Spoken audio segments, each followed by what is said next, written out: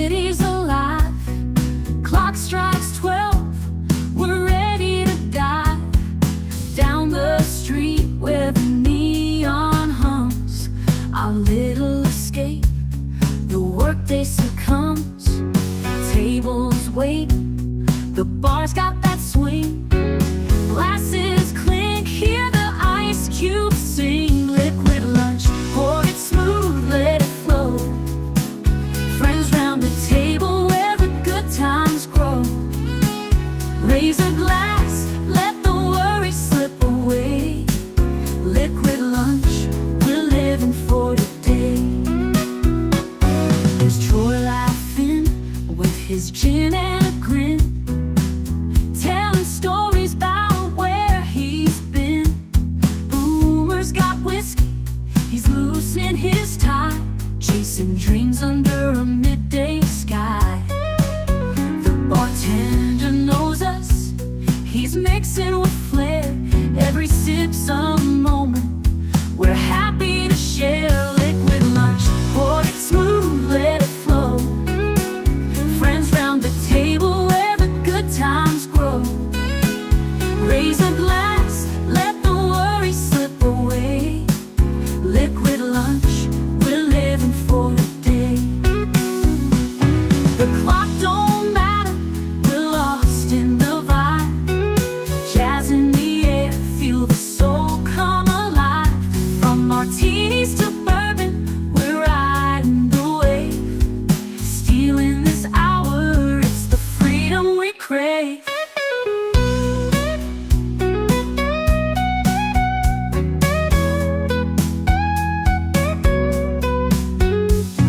Sun's still shining, but we're in our zone.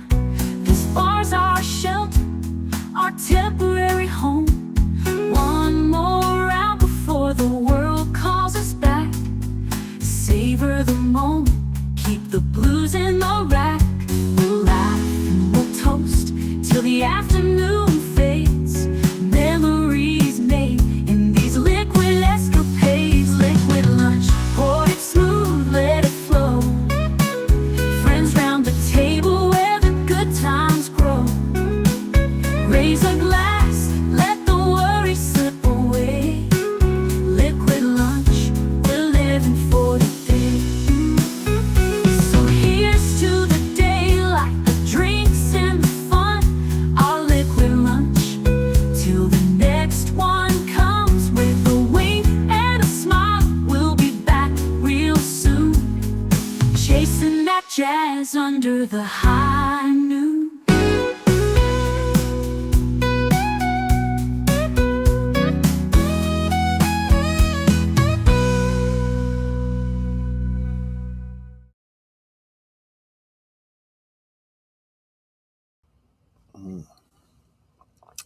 Jingle bells, Batman smells, Robin laid an egg, Batmobile lost a wheel, and Joker got away.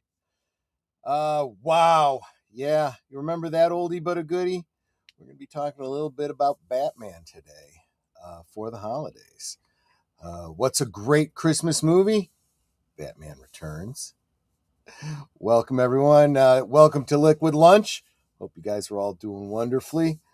I'm going to say hi to all of you individually because that's how I do it around here. Starting with the first name I'm seeing in the chat. That's Big Al of Big Al Presents, who says, hello, Liquid Lunchers. Happy Monday, and hope everyone is looking forward to Christmas. Have a great stream, Troy. Thank you very much, Big Al. In case you're wondering, yes, this is Tom and Jerry. One thing I changed since Friday, you can go back and watch the stream from Friday to see more about what goes into a Tom and Jerry. But I'm not garnishing the top any longer with the spices.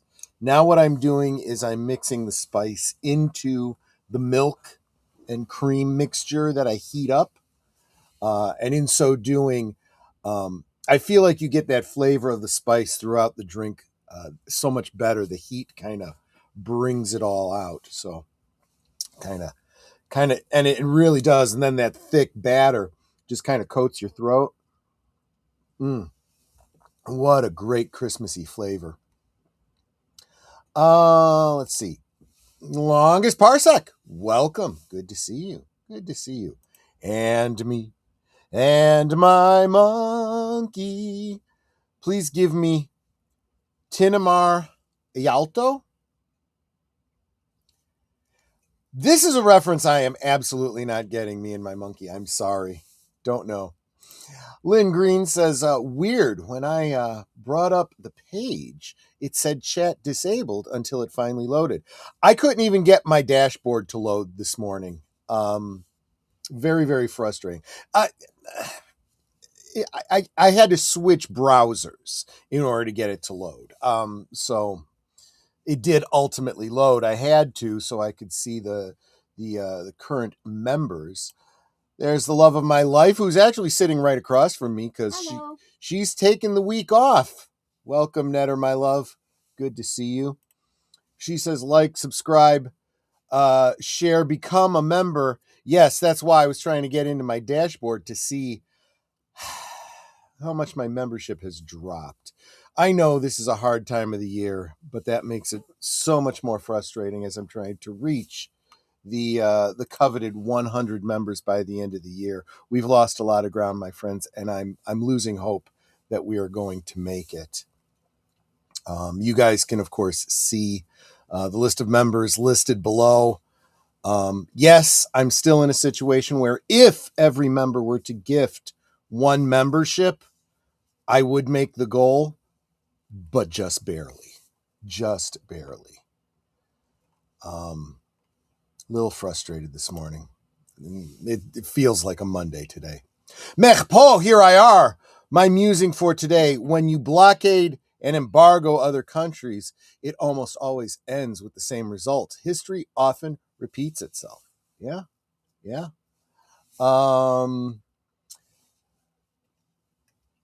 We tend to treat these methods as a cudgel when we really should be using them as a scalpel.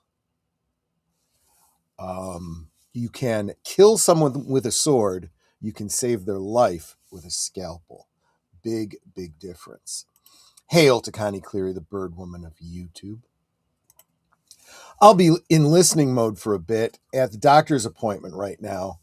I understand. I've got an eye doctor's appointment tomorrow. And that's why little earbuds with your phone work very, very well.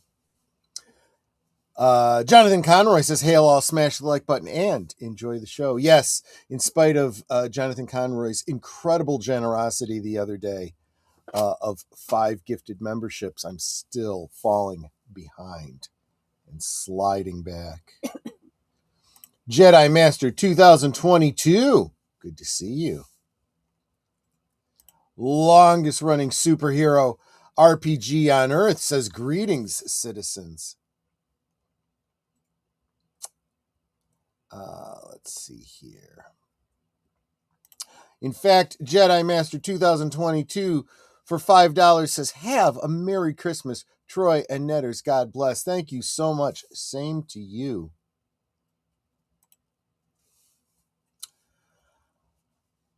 I'm appreciative for Troy, Curtis, and Netter. For a second, I thought he was talking about Tony Curtis.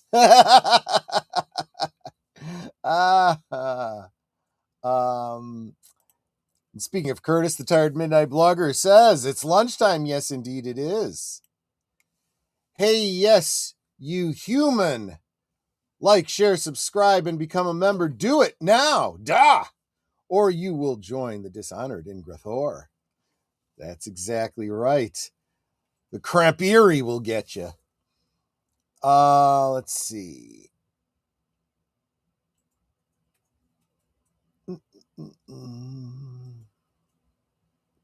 Okay, looks like I am all caught up.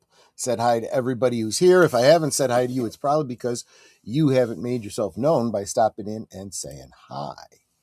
Let's get to it. So, jingle bells, Batman smells, Robin laid an egg. Batmobile lost a wheel and the Joker got away. So what's the secret true history of Jingle Bells, Batman Smells? Everyone's heard Jingle Bells, Batman Smells, but where the hell did this ridiculous parody come from? Let's find out. that is a very, very interesting lawn decoration for Christmas, let me tell you. That would explain why Batman smells. This writer says, I was browsing my Facebook feed recently when I came across this Christmas diorama. Some beautiful bastard installed on his front lawn. And it's very interesting. Batman smells. Robin laid an egg. Batmobile lost a wheel. Joker gets away. That's the whole lawn decoration. And that really does it. This is, of course, a reference to the parody song Jingle Bells that roughly 100% of you encountered at some point during your childhood. If you grew up anywhere in the English-speaking world, and quite a few places outside it, you heard some version of this parody as a kid. I don't even remember when I heard it for the first time, but I've talked to people in their 40s and 50s who recall learning it when they were kids. This is a joke children have been telling for generations. So I heard it when I was a little kid. So. Right? So where the hell did it come from? It goes back to at least the 60s. When I started researching this article, I came across another writer, Bob Weir, who he'd started down the same path way back in the foul black days of 2006. And then he it shows his work here. Rob never came to a solid conclusion, but he did ask the readers to write down where and when they'd first heard it, Jingle Bells, Batman Smells. Hundreds of people responded. I sent Rob an email and set to work sifting through all of the comments to see if any patterns emerged. One of the most common posts on the whole thread was many different readers who posted some version of, this song was invented by the Batman cartoon, you dummies. I'm the smartest man alive. And then they'd post a link to this bit of 90s nostalgia. This sounds like the kind of idiocy that you see on the interwebs all the time. They go to their first encounter with it. That's where the whole of history starts, is when they become aware of it. I'm sorry, folks. I think everybody here in my chat knows this, but you other idiots on the internet that would make a comment like this 90s show was referencing something that we had already been bandering about on the playgrounds for over 40 years before this. 40 years before 1990. Okay? Morons. But despite how smug all these guys were about their discovery, they were super duper wrong.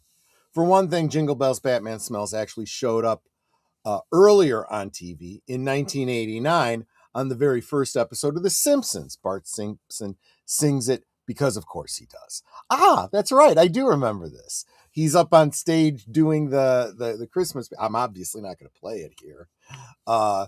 And everyone else is singing Jingle Bells, and he's going, Batman Smells, because that's his version of it. And that's not even the origin of the thing, because dozens, and again, when it appears Bart Simpson doing it, it was a known thing. Everyone was all, yeah, I know that one too. I used to do that, you know, because dozens, and honestly, when I saw that episode of The Simpsons, I did exactly that. I'm like, me and my buddy Mike Garr in grade school, we did that when we were rehearsing for our Christmas pageants, and the nuns got so mad. Because dozens of people in Rob's article posted about hearing Jingle Bells, Batman Smells as far back as the mid-60s. Posters chimed in from Australia, the UK, Canada, all across the US, and even Eastern Europe. This post by user Sunny D is the oldest reference I've been able to find.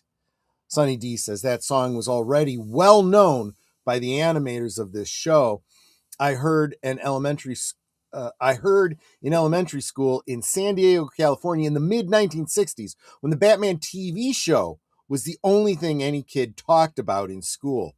We sang this over and over. Everyone tried to change it, but we always settled on the basic ending. The Joker got away. Hey. It spread across the playgrounds of the world like a virus. The Batman TV show started in January of 1966 and ran for 3 seasons. It's why Adam West gets to do the voice on Family Guy every week. This is, of course, Batman doing the Batusi. Often re-edited for Batman on Drugs. First time I saw that, it hit me so hard, I almost wet myself. It was so funny. That doesn't hold up very well, but it was very, very funny. But this is what you got to remember about the 1960s Batman. Throughout the 60s, and then in syndications for kids like me in the 70s, this was our Batman. You know, this very campy, very farcical type of Batman. So the idea that Jingle Bells Batman Smells came out of this makes a great deal of sense. You also have to consider the comic books, the Batman comic books of the era. This was like the golden age, moving from the golden age into the silver age. Actually, I think by the 70s we were way into the silver age, which had all these just goofy ass stories. The Joker went from being basically a murderous criminal with a shtick to this silly, funny clown pulling all kinds of pranks because of the comic book code, right? And everything just got silly. Several commenters had mentioned the original Batman show was a likely point of origin for Jingle Bells Batman Smells. But as far as I can tell, the Batmanized version never made it onto the show. No, it was never actually part of the show. Rob Ware got back to me, and it turns out he'd had sort of a break in the case. This clipping from a copy of the Independent Press Telegram from 1966. Yeah, it's kind of hard to read, so let's see if he surmises it. This letter to the editor section quotes 2 letters about the then new Batman show. The first by L. Wheeler of Long Beach, which simply says Batman Smells. At least one of the commenters claimed to have first heard it in California in the mid-60s. L. Wheeler may have been the author of the parody, and he or she might have just been repeating a popular 60s kids joke in California at the time. Either way, the evidence we've got suggests Jingle Bells Batman Smells was inspired by the show's popularity and may have gotten its start in California. The commenter from earlier, Sonny D, had a good suggestion for how it might have spread so widely. My feeling about how this song spread around the world is the children of the U.S. military families. I first heard it back in Christmas of '66 when the Batman TV series started in September. That was the only thing elementary school kids talked about, and the toys were all we wanted for Christmas. Mego action figures, guys. I lived in San Diego, California, and our school was half military kids. Our city was a big military hub, and at the height of the Vietnam War, every branch of service was active there. I remember we sang the original chorus over and over. Kids tried to add versions, but the original ending was always the Joker got away. Hey. My assumption was that the military kids were suddenly moved around the country. As the military kids were suddenly moved around the country, they would arrive in a new school, and that silly song was a familiar memory of their former friends. Once it was heard by the new group, they would be cool, and other kids would copy their new song, I think. After I turned in the first draft of this column, Rob managed to hunt down a copy of the Lawton Constitution from 1967 that provided some hard evidence for the theory. An article citing an American military brat overseas in Belgium singing the early version of the song. You'll notice Robin wasn't laying an egg yet. Let's see. Jingle bells, Batman spells, Robin rang away, Batmobile lost a wheel, and commissioners stuck in sleigh. Yeah, that doesn't quite have the same ring, does it? So in 1966, California, some kids start saying Batman smells, and eventually one of them mashed it up with the words to Jingle Bells. But this little jingle never spread to the world without the Vietnam War. It's hard for people raised now to understand just how many more military families there were spread out in bases around the world. The U.S. military was roughly twice as large during the Vietnam era as it is now. Kids deployed to Europe, South Asia, and all around the U.S. spread Jingle Bells, Batman smells, like that monkey virus that starts the dawn of the Planet of the Apes. Every part of the theory makes sense, except the bit where a kid decides to use Jingle Bells as the basis for his vaguely scatological Batman parody. Why? As it turns out, there is a deeper history of kids making dirty songs and tunes of Jingle Bells, and this is the point where shit really gets racist real fast. I don't want to get off topic, so I'm gonna just kind of, you can always stop back and look through it for yourself. But we're getting away from the whole Batman thing. Different versions of Jingle Bells. No amount of hate is as catchy as Batman. There you go. So that's what I bring to you. Why? Why is Batman on my head? Well, this song has always been in my mind. It is definitely a Christmas connection, right? Can't help but think of this song when you watch Batman Returns. But then I touched on this last week. James Gunn says Batman is boring, claims he has a plan to fix him in the DCU. First, James Gunn has at this point absolutely proven that he doesn't understand the DC universe and its characters at all. So his opinion is worthless to me. Secondly, I'm offended by him even saying that Batman is boring and needs fixing. This is as stupid to me as people that say that Superman is difficult to adapt because, he's basically a god, and how can anyone relate to a god? You're missing the main point of the character when you say stupid crap like that. And finally, after seeing the promos for Supergirl, I have absolutely zero interest in what he plans to do to fix Batman. However, I'm going to go ahead and just bypass this. I'm not even going to bother with the article because I really don't care what James Gunn has to say. No, I will not be watching Supergirl. No, nobody in the YouTube sphere is going to goad me into doing a review of it. It won't happen. I mean, I don't know. If you do something crazy like, I don't know, 50 gift memberships, maybe I will consider going to see Supergirl. Or 34, so he reaches his goal. No, it's closer to 50 now. Is it? I really have slipped that far. It's I'm under 70. I'm in the 60s now. That's what it would basically take. I will not be torturing myself with the destruction of a character that another female character, in fact, that I actually liked.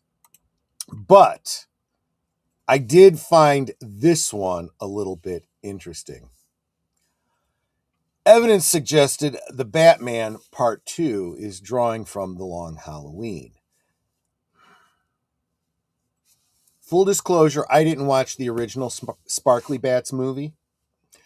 I felt no inclination to do so, since everything that I've seen indicates that iteration of Batman is completely removed from the rest of the DC universe. So, in other words, it's not canon with the cinematic universe. So presumably this is not the Batman that James Gunn is talking about. It also seems to be a Batman that James Gunn doesn't have any influence on. Even though there has been speculation that this is the Batman that will, eventually be integrated into the Gunverse. I don't think that's the case. That seems much less likely with Warner Brothers being sold. But let's take a look at this Batman 2 Long Halloween thing. And I'm telling you, I said a long time ago, back during the Nolan era, he should. Some of Nolan did draw some from the Long Halloween. I honestly think that a good Batman establishing, I don't think you could do it in one movie, maybe trilogy, should be based on the Long Halloween. I think you should do 3 movies doing the story of the Long Halloween, and then start a trilogy that starts the introduction of Robin. Start with the death of the Graysons in the first one, and then bring the arc full circle for Robin, so that by the end of the 3rd movie, he's getting ready to become Nightwing. That's how I would do it.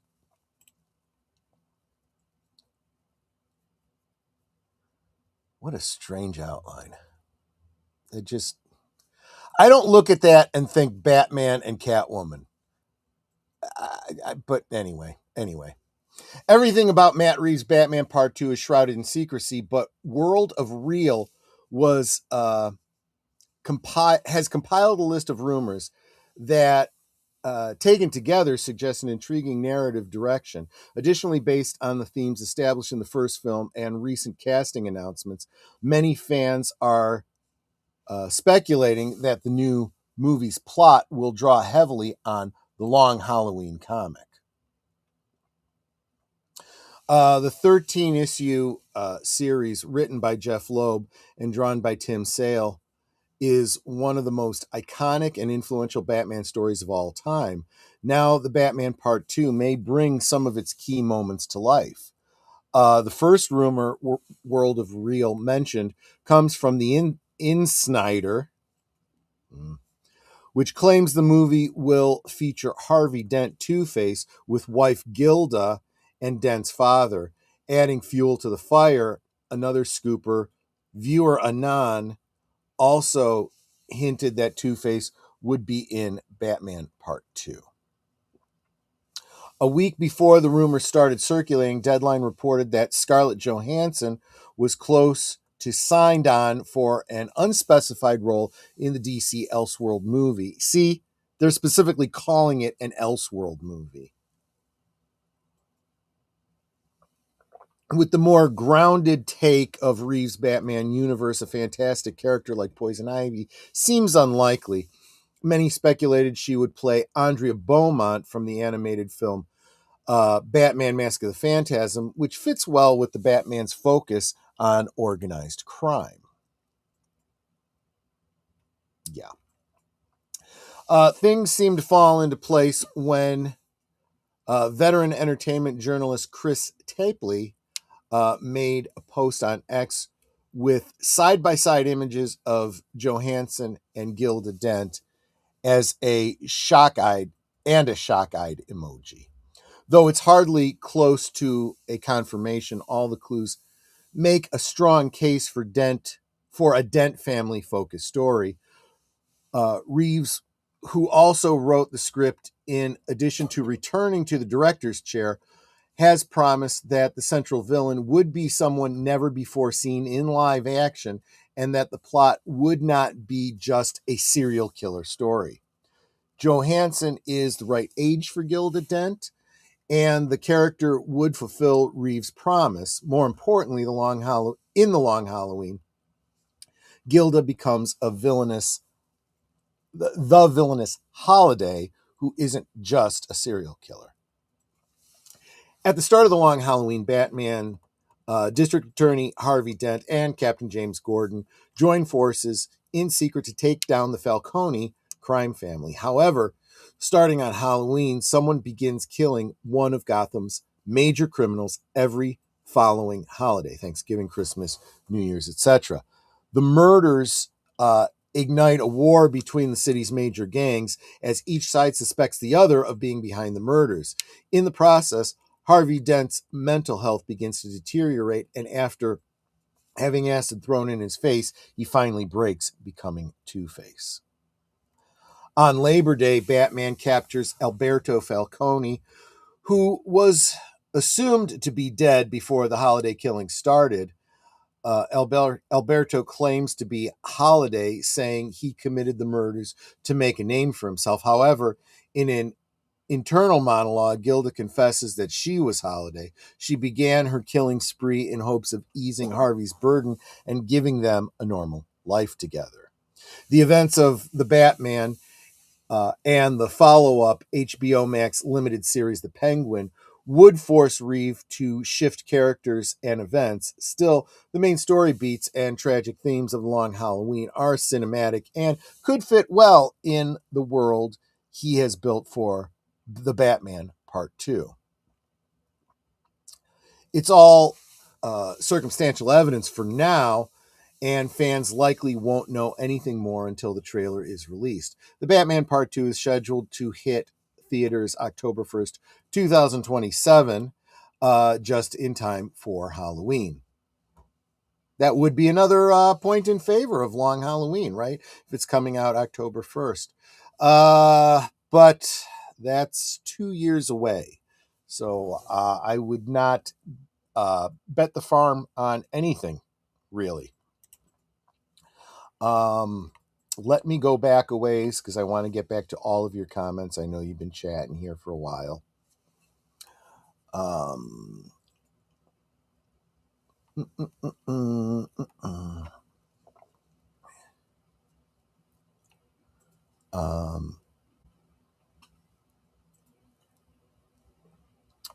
Wow, you've really been chatty here. I got a ways back to go. Booger, good to see you, my friend. Says hello, all watching from work. Hail to FKHC 2005, also known as Tim. Heard it on the playground in the 70s. I wasn't around in the 60s. Yeah, same here. Exactly the same here.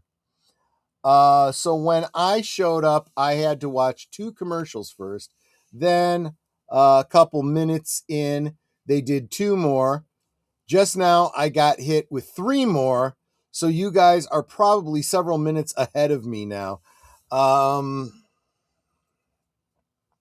best I can say is don't be afraid to watch me on chipmunk mode to get caught up. That might be the best way to go. I'm sorry about that. There's nothing I can do about it. And I don't even see pennies out of that. Honestly, if you guys aren't supporting me, I get almost nothing. I get maybe literally if I go into my analytics, for each liquid lunch, I get about 3 cents from the ad revenue. 3 effing cents a day. Woo! I can retire now. How wonderful is that? And meanwhile, you guys have to put up with that crap. That's why I say, if you're doing something to avoid commercials, I'm not going to complain. DCAU used it twice. In addition to Christmas with the Joker, it is referenced at the end of season 3 when the founders turn themselves in, the Batman, and Batman refuses. Flash explains. Batmobile lost a wheel and Joker got away. That's what I heard. Yeah, exactly. I remember hearing it growing up in Connecticut. And of course, there is the timeless version by Robert Goulet on The Simpsons. Exactly. The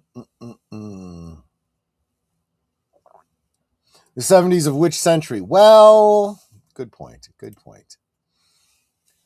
Of course, as kids, we had no idea what camp was. That is an excellent point. I almost called you Boomer. Booger. The fact is, it was funny for the adults. The kids took it seriously. It was a bit cartoonish, but again, that was the Batman I imagined when I played with my Mego figures. You know, the Mego figures weren't specifically Adam West. They were generic Batman. They were Batman from the comics. They were Batman from the TV show, from the cartoons, whatever your particular Batman was.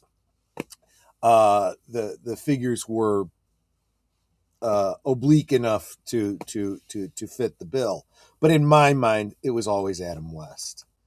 And yeah, it never dawned on me how absurd the show really was. Because it was so much like the stuff you were seeing in the comics. The goofy mechanisms and the Rube Goldberg-esque murder devices that the villains would leave Batman and Robin in. So comic book. Just rejoined, got Nurse here. West is best. I agree. My honest opinion, each comic book age lasts 18 years. Yeah, it's like it's a generation, right? That kind of makes sense. Golden Age was 38 to 56. Silver Age 56 to 74. Bronze 74 to 92. I don't know if I'd be that firm about it, but I think that's a pretty decent breakdown of it. FKH is in the 1870s, it was about the pirate Leatherwing and played on a harpsichord. Yeah, exactly. Although I'd say by the 1890s, early 1900s, Gotham by Gaslight. But many claim modern age is 92 to current.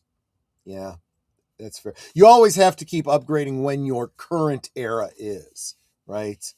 Honestly, I kind of feel like 92 to like 2012 or 13 was just the wood age, and now we've moved into the crap age, I think. When did New 52 happen and all new, all different Marvel? That was like the beginning of the most current era. The oh my God, I don't want to have anything to do with it era. I see it different from official gold. Action 1, 1960. Okay. Usually an age ends with the debut of a character who is very different from the former status quo. So Barry Allen ends the Golden Age. Wolverine ends the Silver Age. I'd argue Spawn or Doomsday ended Bronze. That's fair. That's fair. So if there was one good thing that came out of Vietnam, it was Batman Smells. Yeah, exactly. Yeah, pretty much. Because we sure as hell didn't learn anything, right? It didn't stop, interventionist proxy wars. So, how far are you away on subs and members?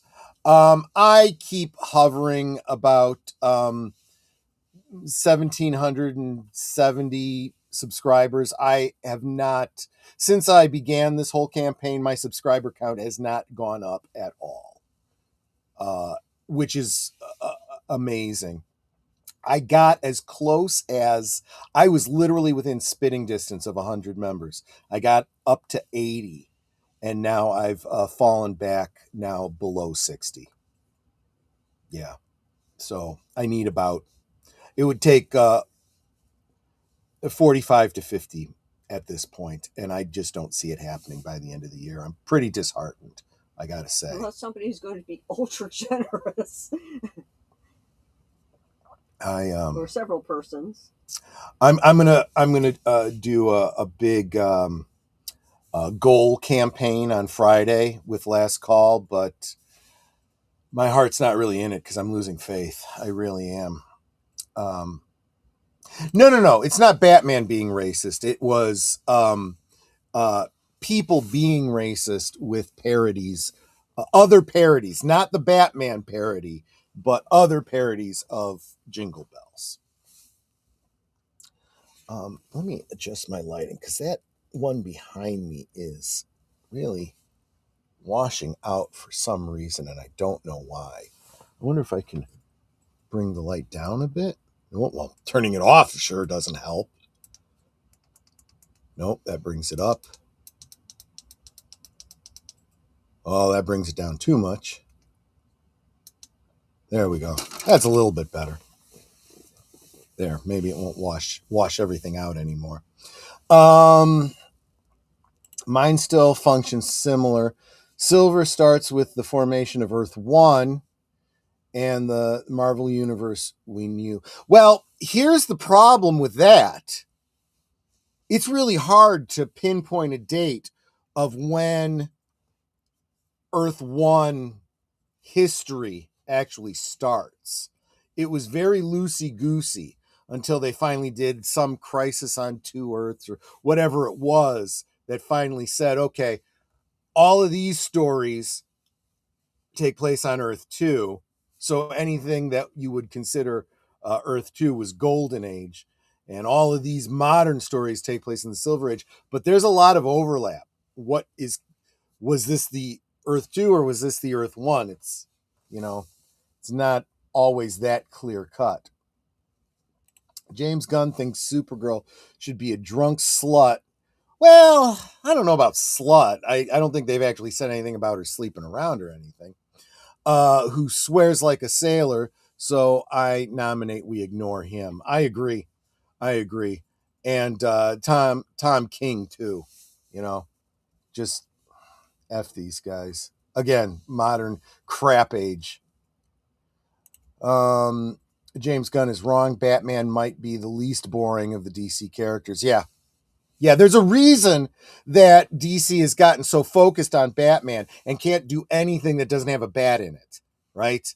And they keep rebooting Batman and doing more Batman and different incarnations of Batman because they don't know anything but Batman. In fact, they even turned the Snyderverse turned all the other heroes into Batman. Super Bat and Wonder Bat and a Bat go really fast. I can't lay claim to that one. That was Andre from Midnight's Edge. Excuse me, I got a drinking problem. There we go. Bron starts 12 years later with Secret Wars and Crisis and the Universal realignment. Yeah, I really, that one seems pretty clear cut to me because after Crisis, some titles got a soft reboot, but some got hard reboots. Wonder Woman and Superman hard rebooted, and they did it well. Those were reboots that I liked. Keeping in mind, I was reading stories all the way back to the Golden Age. Okay, so that late Golden Age and all Silver Age was definitely my Superman, my Wonder Woman. So when they rebooted them, I was like, not too shabby. Not too shabby.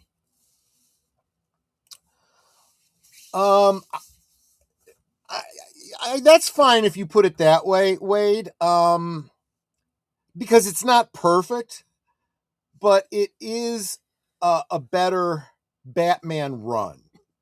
I still like the aesthetics of the Burton verse, but we only got 2 movies out of that. All the rest were something else entirely that weren't good. So, which is why I'm glad we're getting comics that continue on from Batman Returns in the actual Tim Burton universe.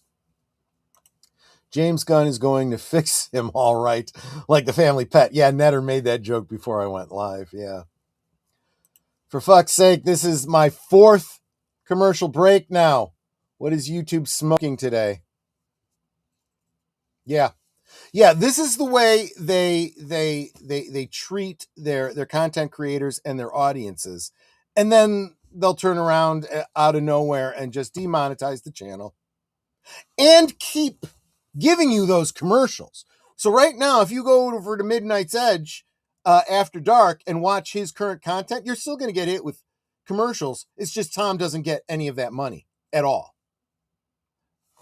I'm really getting sick with YouTube. It really does suck. James Gunn's Wonder Woman starring Millie Alcock next year. Yeah. Wonder Woman should have been front and center. Honestly, Wonder Woman should be to the DC universe what Captain America was. And I don't mean, like girl boss, leader of the pack, just the first. They should have done a World War II story with Wonder Woman to kick all of this crap off. And they did not do that. So, boo on them.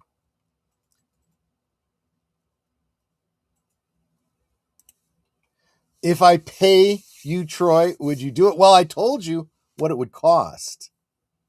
I'm assuming what you're talking about is doing a review of Supergirl. I feel like that's almost the cover that I would need to be able to say, I said I was not going to see this movie and I was not going to support this film in any way. But, FKC 2005, otherwise known as Tim, donated 45 gift memberships specifically so that I would do this. Yeah, something like that. Yeah, maybe I would do that. If somebody actually gifted you 45 gift memberships, you would do it. I would make you it. Did you hear that? So there you go. You're doing it, damn it. She sees the truth. She's the second movie. There is no plan for Diana. Yeah, that's right. Unless I see, and again, this is fans coming up with ideas that are better than anything they're actually going to do. I would love for them to establish this Supergirl and have her be wrong, right? And then when Wonder Woman comes along, and maybe even has to take Supergirl under her wing, say, you think you know the truth. I know the truth. And it is not mutually exclusive with hope. The actual Kara Zor-El is my favorite superhero of all time. See, you and me, man. You and me. I told the story. Daring New Adventures of Supergirl when it was first released. I didn't get the first issue until later in back issues. I was about, I don't know, it was like 4 or 5 issues in.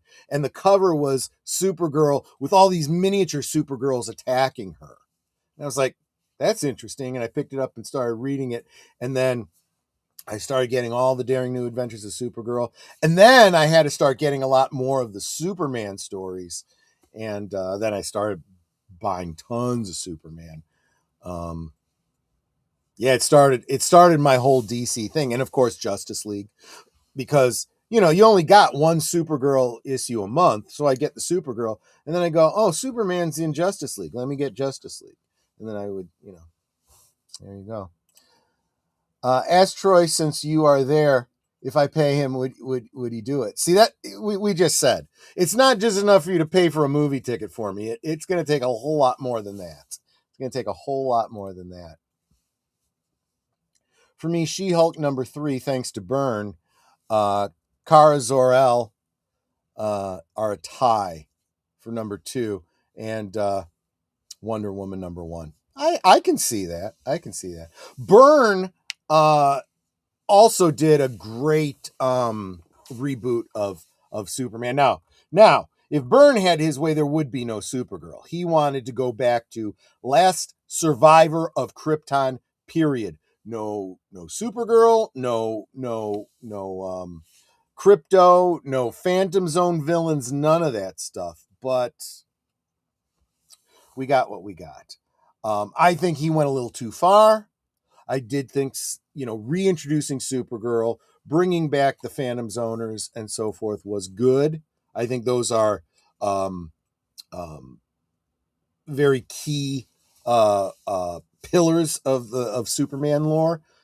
But yeah, I think they did go a little far. When I saw them do a story with a Superman Red, Superman Blue, I was like, oh God, guys, you've completely thrown out all the plan for this reboot. Why bother rebooting if you're going to bring everything back?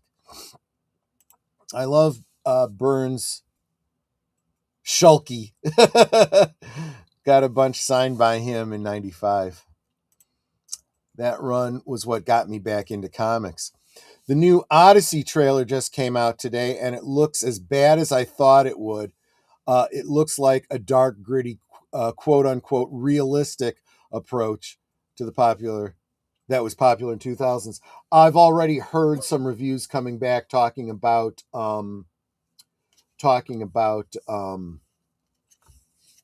historical inaccuracies. So I have no interest. I will not be bothering. But because of our conversations, I did pull out my issue or my copy of Homer's The Iliad. May start rereading that. Nolan crammed at least 8 movies into Dark Knight Rises, which is why it failed and hurt his entire trilogy. Actually, I gotta say, almost all of these filmmakers do that. Even Tim Burton, I feel like he had 2 really good movies squeezed into Batman Returns, and it got worse in the Schumacher era.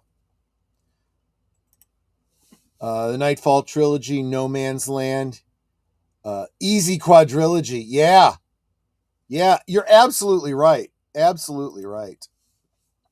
Christopher Nolan has become Icarus, flying too close to the sun, and his head so far up his ass he thinks he's untouchable in his choices, kind of like George Lucas in the 2000s. It's actually pretty good analysis there, Samuel. It's true. Apparently, Nolan was supposed to make Troy, but was tapped for Batman Begins instead. That's always a bad sign. When you want to work on something else and you end up with this, you're not going to ever give it your best. That's why he skipped the Iliad. Everyone forgets ScarJo is mid-40s and blonde, not late 20s and redhead. I'm not going to quibble about age because let's face it, she could pull off 20s and 30s very easily. And hair color, I don't care what your natural hair color is because I don't want to see any proof of your natural hair color. You can dye your hair, you can wear a wig, that is fine. I care about the hair color of the character, not the actor. This is why it bothered me that they had Kate, what's her name, Bosworth or Boswell or whatever the hell her name was in Superman Returns. It's like, you can't wear a contact lens? Pick an eye color, girl. Lois Lane has one eye color, not, what you got going on, and pick a hair color. Is she a redhead or is she a brunette? She's not a blonde. Oh, gosh. I hear Nolan cast Zendaya as Athena. Second time the Greek goddess of wisdom was race swapped. I reject. Yeah, I'm with you. But now Nolan has tunnel vision and focuses too much on the mechanics of his puzzle plots rather than having his characters be compelling. Yeah, there is middle ground, right? I don't want no story, all action, and I don't want all, uh, intricate weave of story without character development. There is a good in the middle somewhere.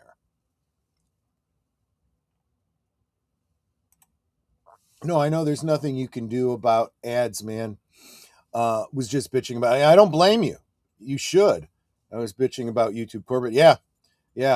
I'm in there 10 times as much with my annoyance with YouTube. So Troy, you're in reality the new JC Penney's? My 3 cents worth. Yeah, kind of. 3 cents is better than no sense. I'll never have no sense. I have a very sharp group here in my martini galleries. You guys know your stuff. So I will always be well informed. I will never be without sense. I think Troy understands. Yeah, I do. Like you, he is simply voicing his frustration. Yeah, it's absolutely true. I am famous for putting both feet in my mouth. Well, you're very limber. So I'm, and on the OF, they pay a lot of money to see that. So I am off paranoid that I accidentally offend those I don't mean to. Yeah. And it's very easy to do in these. You only have so many characters in these chats. And sometimes you think you're getting something across that you're not. There is no tone in chat. So Poe's Law sometimes comes into it. You say something, and I can't tell if you're joking or being serious. It could go either way sometimes. And I mean you in the general sense, not anyone specifically. I first heard it in the early 70s. I think my brother was the one who sang it. Unlike the 90s folk, I didn't assume my brother wrote the song. Yeah, exactly.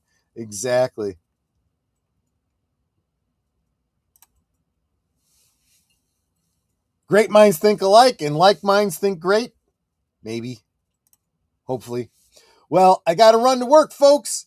Love y'all, and hope to see you soon. You take care, Curtis. Have a great one. Yeah, I need to wrap it up. New 52 was September 2011. Okay. Wonder Woman ended 15 months earlier. In my honest opinion, I'd borrow an art term. I'm an art teacher by day, so I'd say we are in postmodern age now, defined by agenda over story, etc. It's true. We literally are in the postmodern era, which is virtually impossible without a thumb on the scale. So I'd go modern as 92 to 2010, postmodern 2010 to now, and New 52 would be what killed the modern age. And it's not perfect. Everyone points to New 52, but I think comics died long before that. Yeah. It was just the final nail in a coffin, I suppose. Like Wonder Woman killing Maxwell Lord, death of Ted Cord, etc. Yeah, the fridging of the girlfriend and turning Dr. Light into an essay proponent, and the Justice League into covering it all up. That was all just no. They lost the plot. They didn't even know what heroes were anymore. I am really enjoying the years right before 52, where the fifth generation Justice Society was coming up alongside the Titans and Justice League. Yeah, missing a lot there. New 52 rebooted everything but Batman, which was technically the guy from the 1930s still, and Green Lantern. Makes no damn sense. I owned a comic book store in the 2000s, Comic Adventures in Mansfield, Ohio. And I hated the comics I was selling, with a few exceptions here and there. It would take too long to explain it for me to post it here. I grew up with the original Batman TV series, not really into much of the newer stuff. Don't blame me. Don't blame me. Love Adam West. Welcome, PJ of Orville Nation. Hashtag Together We Grow. He comes in just in time for me to start wrapping up here, guys. I can't, there's still too many chats to get caught up on. I really need to get going because I've got stuff I need to get done for tonight. Tonight, members, I'm sorry I did not get a poll up this week, so I'm just going to choose from last week's poll. We'll be watching The Lemon Drop Kid tonight with Bob Hope. More of a Christmas movie than the one we watched last week. So I think it's a good transition into this week. Of course, Sherlock Holmes tomorrow night. And then starting on Wednesday evening after Liquid Lunch, I'm going to start running... what do you got? I almost said Superman. Christmas features on Cosme. So keep an eye on the socials and the social tab here on YouTube to see what that schedule is going to be. I'm going to be locking it in the next couple days. Guys, I want to thank you so much for hanging out with me and cheering me up on this very rough and very cold Monday. Relatively cold. It's actually gotten up to 42 here in Chicago, but I don't expect that to last. Anyway, guys, I thank you so much. You guys take care. Get back to work. Finish up whatever you got to do so that you can enjoy your holiday. Stay safe. Stay hydrated. Drink responsibly. And I'll see you on the next one. Take care, everyone. Goodbye. Hope to see you again real soon.